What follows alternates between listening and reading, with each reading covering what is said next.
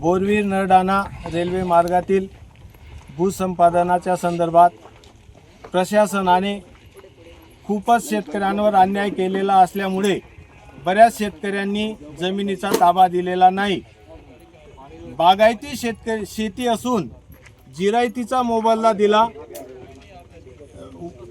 शेतामध्ये सतीश सोनवणे यांच्या शेतामध्ये फळझाडे आहेत, त्या फळझाडांचा मोबदला त्यांनी दिला नाही। तसेच सदर क्षेत्र बागायती असूनही त्यांना कोरडवाहूचा मोबदला जिरायती मोबदला दिला गेला। इथून दमाण्यापर्यंत सगळ्या भागामध्ये कापडण्याच्या जिरायतीचा मोबदला दिला गेला। जिथं पाईपलाईन आहे, विहीर आहे, बागायत आहे, तरी जिरायतीचा मोबदला दिला। वनझाडांचा मोबदला दिला गेला नाही आतापर्यंत। कोणत्या वनझाडांचा मोबदला दिला शासनाने आणि प्रशासनाने सांगावं आम्हाला। या संदर्भात आम्ही आज हे प्रशासनाने जमिनीचा ताबा घ्यायला आलेले आहेत, बळजबरी करत आहेत। जर त्यांनी बळजबरी करायचा प्रयत्न केला, त्यांना तशाच प्रकारे उत्तर दिलं जाईल।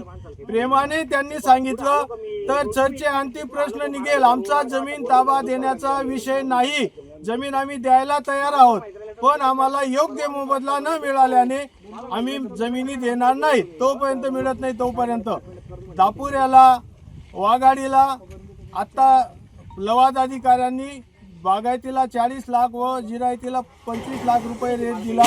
सरसकट रेट जर देत असतील सगळ्या जमिनींना, सगळ्या जमिनी राष्ट्रीय महामार्गापासून 1.5 ते 2 किलोमीटर अंतरावर आहेत, त्यामुळे यांना स्क्वेअर मीटरने जसा राष्ट्रीय महामार्गाला पैसा दिला त्याप्रमाणे स्क्वेअर मीटरनेच पैसा मिळावा अशी आमची सर्व शेतकऱ्यांची मागणी आहे।